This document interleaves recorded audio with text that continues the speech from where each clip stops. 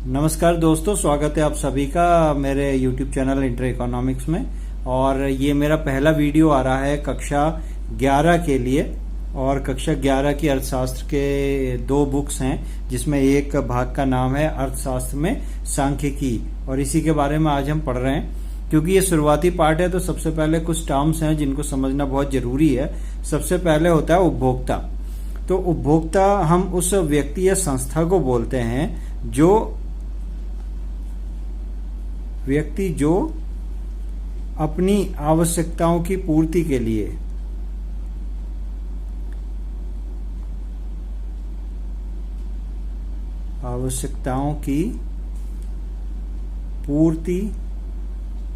लिए वस्तु या सेवा का प्रयोग करता है।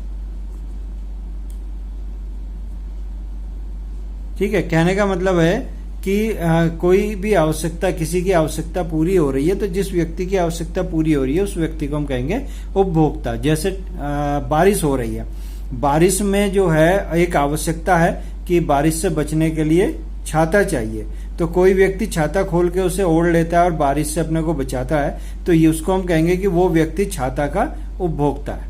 ये एक उदाहरण है। ऐसे ही उत्पादक का मतलब होता है वस्तु अथवा सेवा में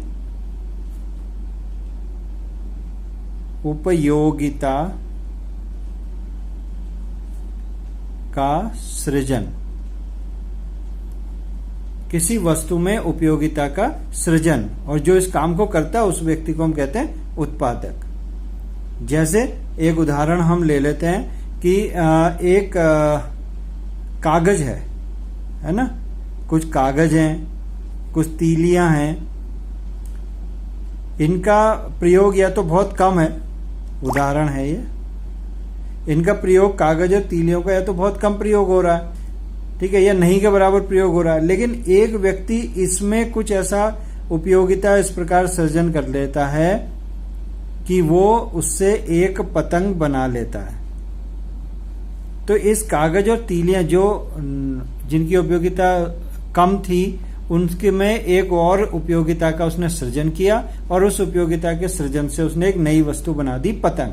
तो इसे हम कहेंगे उत्पादन की प्रक्रिया, और इसको जिस व्यक्ति ने किया उस व्यक्ति को हम कहेंगे उत्पादक। अगला आता है क्रेता। क्रेता से हमारा मतलब है कि जो वस्तुओं को खरीदता है, वस्तु को खरीदने वाला। किस उद्देश्य से खरीद रहा है? आवश्यकता की पूर्ति के लिए।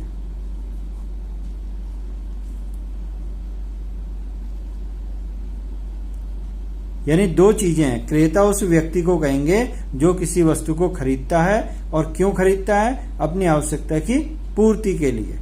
ठीक है, जैसे ये पतंग है, इस पतंग को बनाकर तैयार कर दिया उत्पादक ने। अब उस पतंग को खरीद रहा है कोई व्यक्ति, किस लिए? अपनी आवश्यकता को पूर्ति के लिए, अपने मनोरंजन के लिए, खेलने के लिए उस पतंग को खरीदता है, और तो उस वस्तु को खरीदने वाला व्यक्ति कहलाएगा क्रेता। और इसके ठीक अपोजिट हेड में है विक्रेता। विक्रेता मतलब है वस्तु को बेचने वाला। मैंने बोला ना अपोजिट हेड में, ये खरीदने वाला है तो किससे खरीदेगा? विक्रेता से, जो वस्तु को बेचने वाला है। क्यों बेचने वाला है? इसका क्या उद्देश्य है? लाभ का उद्देश्य है इसका। ये व्यक्ति जो है, विक्रेता जो है, वो उस वस्तु को बेचने के द्वारा क्या करना चाहता है? लाभ प्राप्त करना चाहता है। ठीक है, अब अगला हम पढ़ रहे हैं सेवाधारी। सेवाधारी वह व्यक्ति है जो वेतन या मजदूरी के बदले कार्य करता है।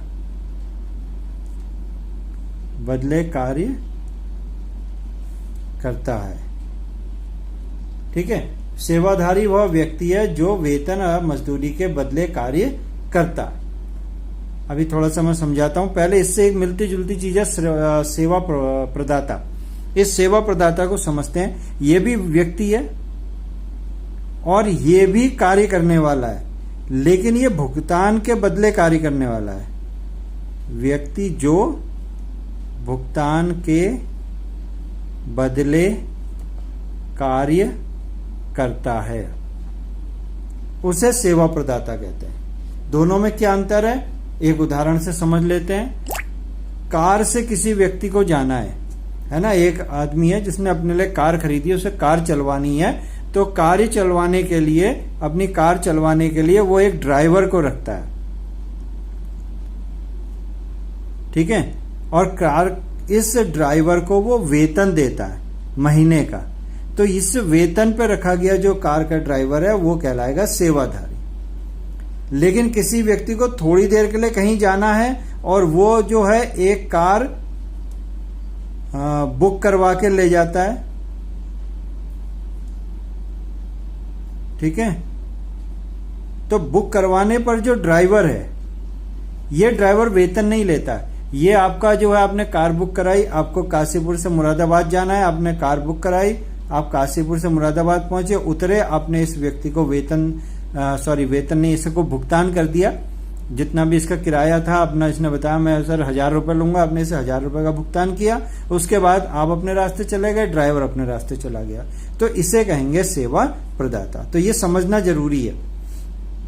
तो ये बच्चों कुछ छोटी टर्म्स थी जिनको समझना और अर्थशास्त्र की सांख्यिकी में घुसने से पहले बहुत जरूरी है।